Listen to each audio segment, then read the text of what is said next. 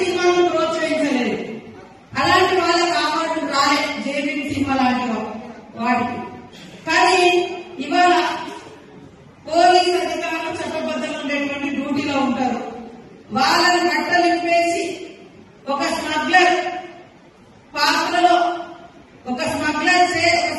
పాత్రలో ఉండేటువంటి ఒక స్మగ్లింగ్ చేసేటువంటి హీరోలు పోలీస్ అధికారులను పోలీస్ స్టేషన్లలో బయట బట్టలు ఇప్పేసి నిలబెట్టి యథేచ్ఛగా స్మగ్లింగ్ చేసేటువంటి సినిమాలకు మాత్రం కేంద్రం నుంచి అవార్డులు వస్తున్నాయి. ఏం చేయాలి? ఇలాంటిదైనా మీరు ప్రోత్సహించేది? ఏ సినిమాను మేము గౌరవిస్తాం. సినిమాలో ఒక ఎంటర్టైన్మెంట్ పబ్లిక్ ఉంటది, కానీ పబ్లిక్ ఎలాంటి మెసేజ్ ఇస్తారు? స్మగ్లర్ హీరోలు అవుతారంట, ఒక అవేర్నెస్ ఇచ్చేటువంటి లాయర్ జీరో అయితే ఎట్లా? ఒకవేళ అక్కడ స్మగ్లింగ్ జరుగుతున్నప్పుడు దాన్ని కట్టడి చేసేటువంటి పోలీస్ అధికారి జీరో ఎట్లా అవుతాడు? ఇది సమాజం ఆలోచించాలి.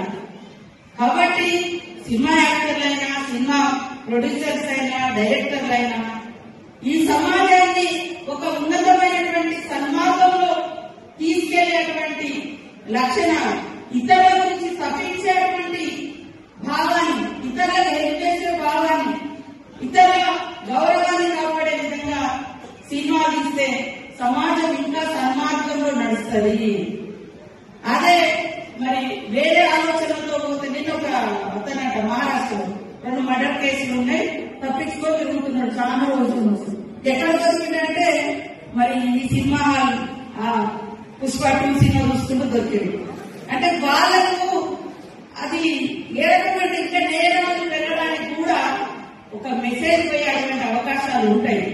మేము తప్పు పడతలేము, కానీ చట్టబద్ధంగా ఉండేటువంటి అధికార వ్యవస్థను, రాజ్యాంగం ఇచ్చినటువంటి అధికారిక వ్యవస్థను గౌరవించాలి. అలాంటి మెసేజ్ ఖచ్చితంగా ప్రతి ప్రొడ్యూసర్, యాక్ట్ చేసేటువంటి యాక్టర్లు అది ఫాలో కావాల్సిన అవసరం ఉంది. కాబట్టి ఈ రోజు సమాజం యొక్క ఉన్నతి మనందరి ఉన్నతి, మన పిల్లల భవిష్యత్తే మనందరి భవిష్యత్తు. పిల్లల్ని సన్మార్గంలో నడిపించాలి. మరి పాస్టర్లు కూడా అక్కడెక్కడ మీరు బోధన చేసినప్పుడు మీరు చెప్తా ఉంటారు, స్మోకింగ్ బంద్, డ్రింకింగ్ బంద్, ఇవన్నీ చాలా గొప్ప అలవాటు. వాస్తవానికి తాగొద్దు, చుట్టలు తాగితే హెల్త్ పాడైతుంది, వీరు ప్రాణి తాగొద్దు, ఇవన్నీ ఇట్లాంటి లక్షణాలు చెప్తుంటారు. అట్లనే యువతకు కూడా మీ చర్చలకు వచ్చేటువంటి వాళ్లకు ఇలాంటి సన్మార్గమైనటువంటి విద్యార్థులు లాంటి మంచి మానవతా దృక్పథంలో ఉన్నటువంటి లక్షణాలను నేర్పించాలి. అది చర్చలలో జరగాలి, అది మసీదులలో జరగాలి, అది గుళ్లలో జరగాలి, గోపురాలలో జరగాలి. ప్రతి చోట జరిగినప్పుడు ఈ సమాజంలో ఎలాంటి డిస్టర్బెన్స్ లేకుండా స్వేచ్ఛగా మన గడ్డ మీద మనం తలెత్తుకొని తిరుగుతాం. ఇవాళ ఒక అమ్మాయి బయటకు వచ్చి ఇంటికి పోవాలంటే రాత్రి అయిందంటే భయపడే పరిస్థితి ఎందుకు? జేబీఎం సినిమా వచ్చింది మధ్యలో. అంటే ఒక్క మామూలు మహిళ భర్త దొంగతనం పేరుతోటి ఒక ఉన్నత వర్గాలు కేసు పెట్టి ఇబ్బందుల పాలు చేస్తే చేతిలో సంఖలో బిడ్డ, కడుపులో మరి రూపం పోసుకునేటువంటి బిడ్డ యొక్క సినిమాను అద్భుతంగా మన ముందుకు తీసుకొచ్చింది. అవునా, మాకు ఈ హక్కులు ఉంటాయా అని ఎంతో మందికి ఈ సినిమా ప్రేరణగా నిలిచింది. కానీ అలాంటి సినిమాను ప్రోత్సహించలేదు. అలాంటి వాళ్ళకి అవార్డులు రాలే జేబీఎం సినిమా లాంటి వాటికి. కానీ ఇవాళ పోలీస్ అధికారులు చట్టబద్ధంగా ఉండేటువంటి డ్యూటీలో ఉంటారు.